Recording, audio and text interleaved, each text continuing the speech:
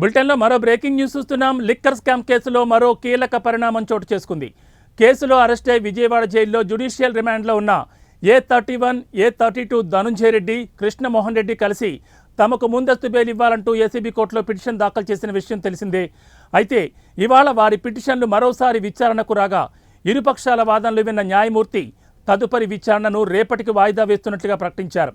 దీంతో బెయిల్ వస్తుందని ఆశించిన ధనుంజయ రెడ్డి, కృష్ణమోహన్ రెడ్డి మరోసారి నిరాశకు గురయ్యారు.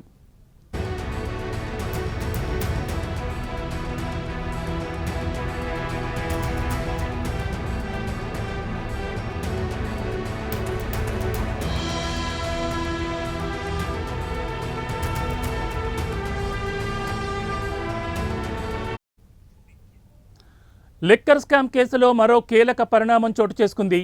కేసులో అరెస్ట్ అయి విజయవాడ జైల్లో జ్యుడిషియల్ రిమాండ్లో ఉన్న A31, A32 ధనుంజయ రెడ్డి, కృష్ణమోహన్ రెడ్డి కలిసి తమకు ముందస్తు బెయిల్ ఇవ్వాలంటూ ఏసీబీ కోర్టులో పిటిషన్ దాఖలు చేసిన విషయం తెలిసిందే.